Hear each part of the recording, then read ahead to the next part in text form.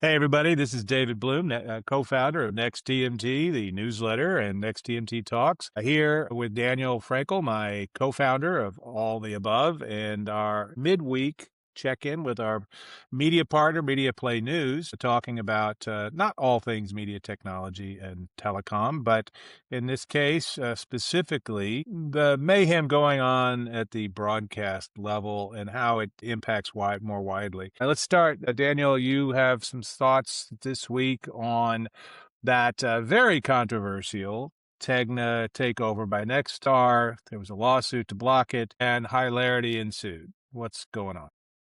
Well, long story short, the biggest broadcast station group in America, Nexstar Media Group, wants to pay $6.2 billion to acquire the number four or number three. It's big, TEGNA. We're creating a monster station group with 259 stations. Roughly 80% of America covered, double the alleged ownership reach cap that the FCC had in place for decades. For time immemorial, you could only reach 39% of the country. That was the ownership cap. It was prevented to keep one media company from becoming too powerful politically or whatever. The FCC said, sure, under Brendan Carr, Trump's chairman, said, sure, go ahead and assert the cap. We're fine with it. It's all for local news. Local news needs to be propped up. It's competing with all these tech giants and woke broadcast networks. They need our help. And the DOJ said, oh, yeah, sure. Other interests, state attorney generals, New York, California, and other states sued. So did DirecTV. And DirecTV achieved a preliminary injunction with the judge out here in California saying they're likely to succeed in proving that this mega merger will cause irreparable harm to consumers in the broader media market. Nexstar turns around and tells the judge, well, you see, Judge, after the FCC gave the green light, we closed the deal. Some of the things that we've initiated can't be undone. We've gone too far. What are we going to do? So it's Divest, turn around and sell it for $7 billion and walk away with $800 million. There you go. There's some high finance. you can sort of Save on see your. the whole strategy of the Trump administration and all these sort of bold outreach that they know they're going to draw lawsuits, but ask permission later or ask forgiveness. Better ask forgiveness than permission. And I'm not actually sure they asked for forgiveness, but that's neither here nor there. It is interesting they're doing that. I think that's going to be a hard case to make, particularly if they're facing contempt proceedings from the judge at some point in the near term. But we'll see how that unfolds, because you'd have to be moving pretty darn quick to be able to make it irrevocable. It sort of belies belief. That being said, this is the spear point on a bigger issue that's going on. In merging those two companies, you're creating a much bigger station group that has a market value, enterprise value, not a market cap, but an enterprise value somewhere 16 to $18 billion, of which a significant portion, like maybe 40 to 50%, is debt. And we know how that goes. When you own a declining media asset that still throws off a lot of cash, but that cash is slightly shrinking and you have a lot of debt, it could be uncomfortable soon. But hey, they want to be able to get bigger. And this is going on in the context of the National Association of Broadcasters, to whose conference we are going to be in a few weeks. Sponsors, take note. We would like to talk to you. But NAB, as a trade organization that is mostly a lobbyist for broadcasters in DC, is saying we need to allow the station cap to be lifted so that they can compete. It's kind of laughable, but part of what they're saying now is don't let sports go from broadcast to streaming, because it just makes life so difficult for those poor viewers. They can't find it. If it's not on the ABC affiliate, they can't find it. And I understand there's sensitivities to these things because, the poor sports viewer, which has shown all the capability in the world to track this shit down and watch it in record numbers on streaming at a Well, time I when mean, you know, we one of our partners, Hub Entertainment Research, released some data last month that does suggest that there is a little frustration with the sure. proliferation of certain leagues like the NFL. They're spread so to so many places, they're hard to find. But I'm not sure it's because they are in streaming. I think it's just because there No, are a lot of places to no, find games. They're in a lot of places. They could all be on Netflix. Would that fix everything? Yes. Would the broadcasters be happy? No, they'd be all broke. So what they really want is nothing on streaming at a time when Netflix has now made it clear that they'd like to double the number of games that they're carrying from 2 on Christmas Day to 4. One on still is 2 on Christmas Day, which has been very successful for them, but 1 on Thanksgiving Eve, which is a Wednesday night, so that's interesting for the league and its players. On the other hand, they can enjoy Thanksgiving Day and have the weekend off, maybe.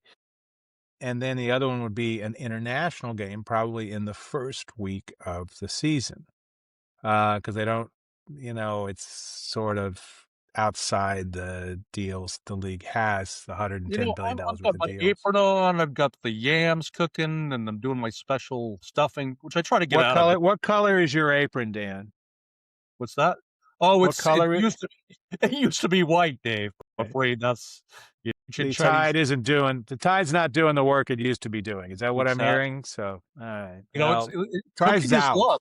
Cooking is love. Cooking is love. Well, this is why I have a green apron from Jay Dileron, the 150-year-old, 175-year-old French Parisian restaurant supply place, because the green doesn't really show all my slop. So there's that. Pro tip. Some of the That being said, some of the I, feedback, the audience feedback, were a little bit unfocused. They said, "I don't get it." Anyway, I we have a have no top. idea what they're talking about. Meanwhile, how about them Rangers? So I can't even tell if that's the New York Rangers or the Texas Rangers, or I don't know, maybe the Rangers in the English Premier League, if they're still haven't been relegated. I Anyway, mean, that being they said, podcasts. You know, look what we have going on. Netflix is looking to push for two more games.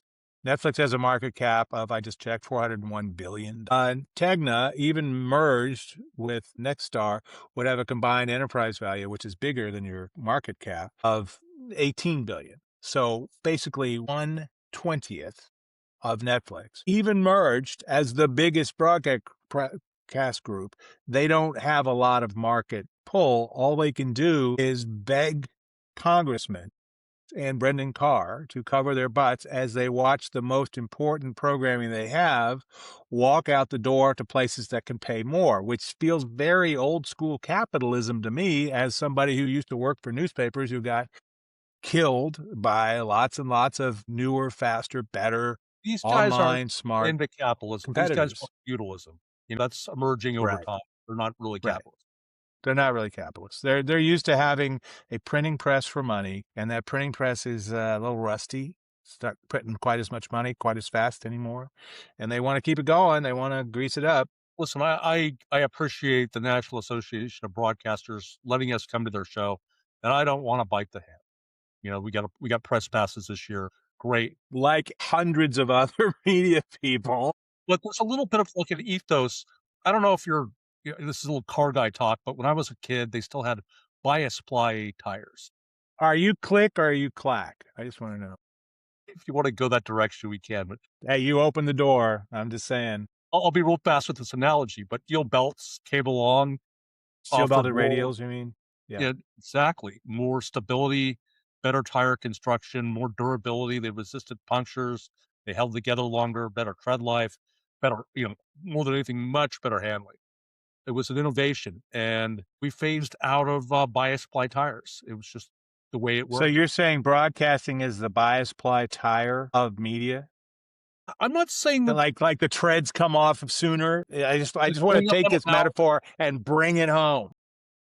I'm just saying maybe there's better uses for that frequency in the age where we're all carrying around mobile Right. devices and consumers are comfortable with streaming. It's why it's growing in market share every month. And why are we fighting that? Why it's kind of an artificial construct to some extent. Formats It change, is. it's It changed. is. Another interesting little tidbit out of all this, apparently the NFL is also considering allowing teams to sell the rights to their preseason games, which I have to say are the most useless games on the calendar, because nobody you care about or have even heard of when they were in college is playing in the preseason games for more than about 3 plays.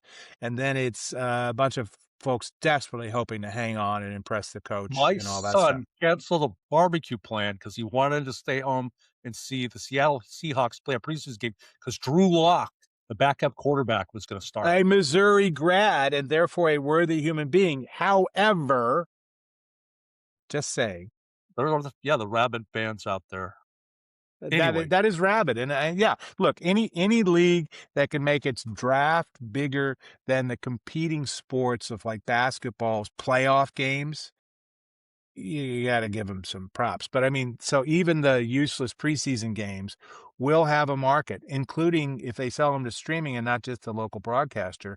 If they sell them to streaming, all of a sudden they've got an international audience. And there's probably somebody like the Hall of Fame game sounds prime, so to since we're speak, talking about for sports, for Amazon Prime or Netflix to take it out to 200 countries.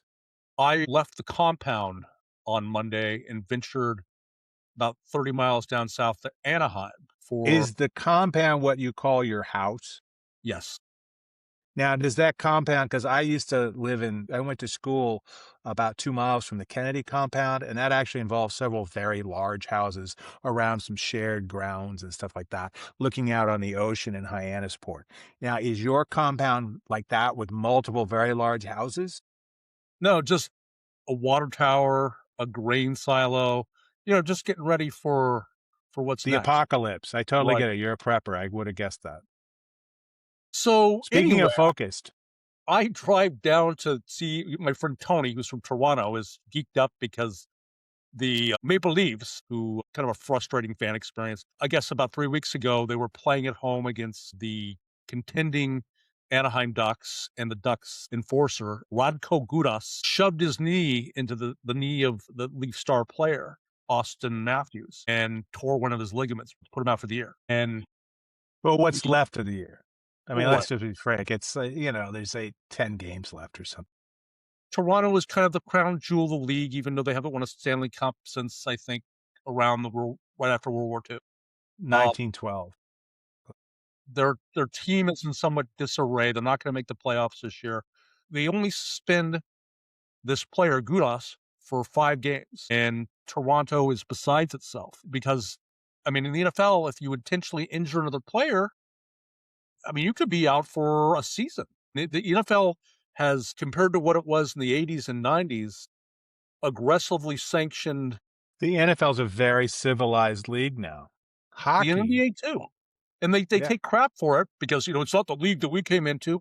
Yeah, there's Yeah, not a, from Trump even. Trump is like, oh, these guys are all babies now because their kickoffs are so gigantically violent. They're all babies. It's like, yeah, get out there and we'll see what happens to you. well, these are leagues that have signed massive TV deals because they deliver a predictable, sane, well-managed fan experience. And you get $110 million over 11 years, is which what the NFL got before it's 110 billion.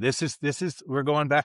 We're going back to Dr. Evil. 110 right. million Okay. dollars. You know what I'm saying? Billion. They Lots can of have money. I go to this game and my friend Tony says, yeah, it's going to be chippy. We're going to get this guy Gudas. And turns out that the league safety chief, George Paros, a former Anaheim Duck who spent most of his career there as an enforcer, is in charge of league safety. And he's the one that handed down the very light sentence to Gudas. So Hey, all game recognizes game, man. I'm just telling you. the New York Times is there, the national media is there. Everybody's waiting. The league is trying to make sure there's no fights. The puck drops within less than a second. The Toronto guys all drop their gloves and they converge on this number 7, this Gudas guy who had expressed some regret for taking a colleague out for the year. Anyway, fights ensued, 85 penalty minutes. I lost track of the fights. Finally, in the third period, they decide to play some hockey. The Leafs come back and win kind of a dramatic overtime game. It's a beautiful game. Particularly live, not so much on TV, but they're looking for a new TV deal, which is to try to bring this back to the things we talk about as I'll opposed get to to your that. brawling. I'll get to that in a second. Good. This week. I sat right beside the Manosphere to my left. We're way up high. It was not a bad seat in the house. It's a really nice venue, the Honda Center out here in Anaheim. All these young guys, every time a fight starts, it becomes a nationalistic, anti-Canada thing. USA, USA. Let's just say It was not befitting of a league that wants to get in before the NFL renegotiates and get the TV money that's still there. I mean, I get that the violence that's always been endemic to the National Hockey League It's kind of isn't. written into it. I mean, there's a set of fans that like a couple of fights a game. They don't suspend most of these guys for, if you did it in the NBA, I mean, they used to practically mug people, those New York Knicks teams of the 90s that Right, Pat Gabe Kapler, Riley Pat managed were Riley's team, of course. notorious, and the Detroit Pistons in the 80s were notoriously brutal in their And then these days, rapid of course, fire they would be always be a they would be in pace. trouble. The regional sports networks that deliver a lot of National Hockey League games are full of fans who they wouldn't have it any other way. Right. But there is a broader audience that gets you 76 million billion dollars, which what the NBA got, that you get when you have a well-managed league that sanctions some of that out or a lot of it.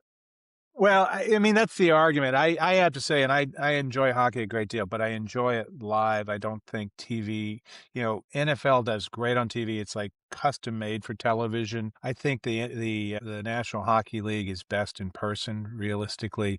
It's just the liquidity of the movement, the trying to keep track of the puck, particularly when it's in the corners, all those kinds of things. It really is much better as a live experience. My friend gives me this hat, and I go to use the restroom after the first period, and I'm in there, and all these guys are looking at me. Hey, nice hat. One of them goes, and I don't know if I'm going to leave the restroom having a live experience. It was different. Well, they didn't say living, just live until you're not live.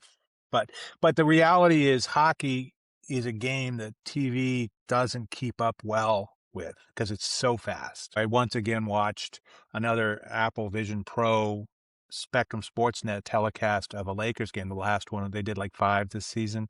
I watched the first one and I'm this jealous last of that. one. And it really is remarkable to see these gigantic human beings moving so fast because you're right on the court. Practically, you're at the scorer's table or underneath the stanchions at each end. And they got much better, I noticed, in switching and doing the sort of in game back and forth.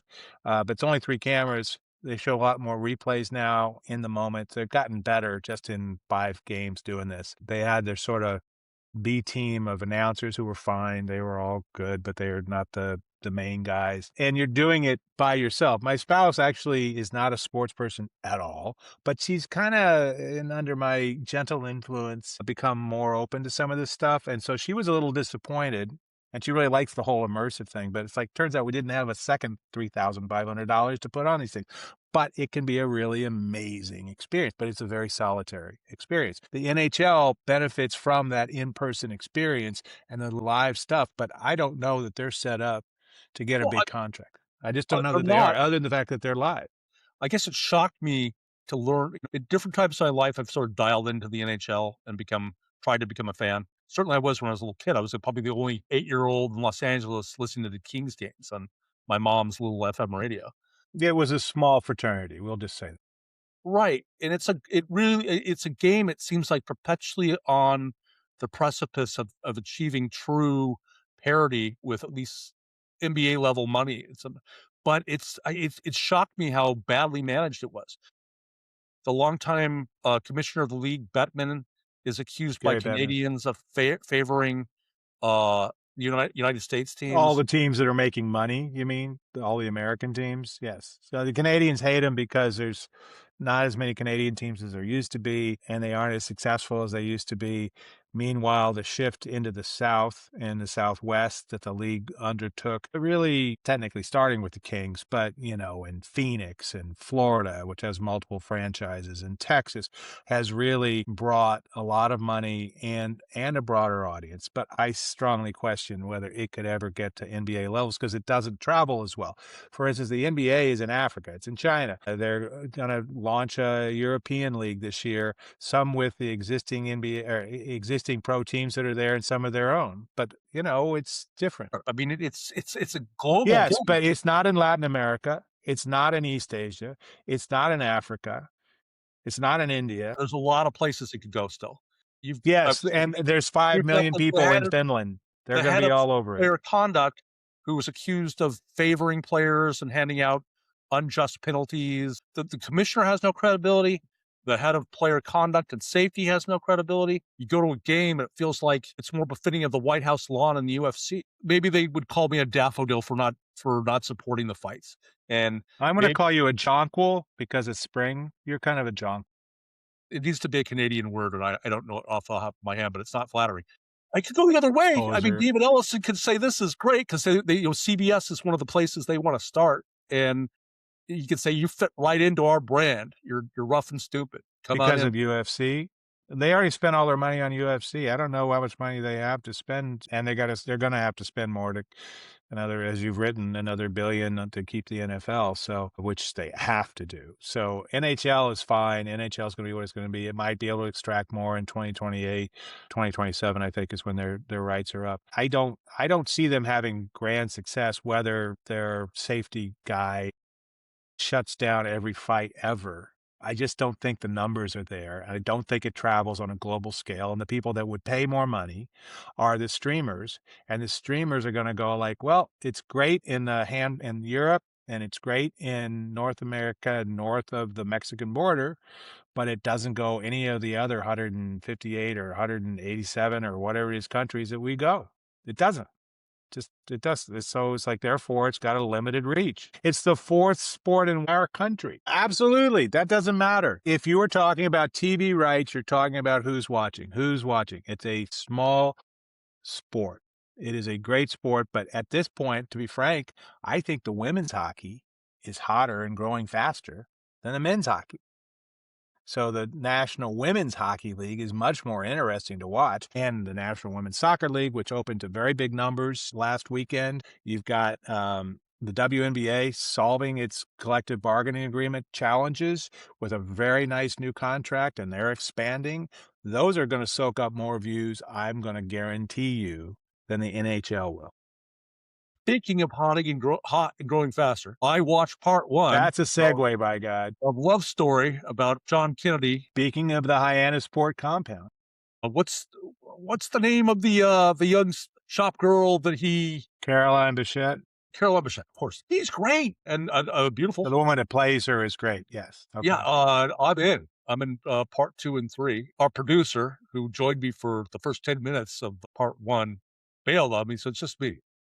I'm the It's sap of the just family. you, which says so much about so many things that having grown up watching high school hockey in the Joseph Kennedy Jr. Memorial Skating Rink in Hyannis, Yeah. where my high school was a state power. And I got to stand right next to the boards as those guys, and I was playing basketball and football, but those guys were rocking it and they were very, very good. Having done that, I don't have a lot of interest in John John's story, but I wasn't much into the love story. I liked the magazine he started, George. That was a pretty good magazine while it lasted. Can't say much for his piloting skills or his judgment, but there's a set of folks who want to, the hagiography of multiple generations of Kennedys continues despite the best efforts of Robert F. Kennedy Jr. to destroy everything his family has stood for centuries, decades, not centuries, but billions of years. Anyway, but if you enjoy it, who am I to judge? You're not? You can. Everybody needs to get on board and, sign up for Hulu and watch the show. No, they don't have to. They don't have to because it can be a little not real, and so whatever. Look, there's plenty of stuff out there to watch. Another episode of Industry, for instance. That's some real stuff, and not to mention the needle drops are fantastic. I'm like finding all this music I used to listen to a long time ago. Say, oh yeah, those guys, they were really good. I forgot about them. I got to episode 3 of The Madison last night. Look at that. You know what? I really like Taylor Sheridan shows, and then it's because the characters are so flimsy, and they just don't sustain the test of multiple episodes. Once you get to explore their motivations and try to understand them, it all falls apart. That's what happened to me. I'm done. Episode 3. How fast that worm has turned from upset Michelle Pfeiffer to doomed lovers John F. Kennedy Jr. and Carolyn What's Bessette a Kennedy. winner? Invest. And what's in common with both those shows? One fateful plane trip. Think about that. Yeah. Yeah. Yeah. There you go.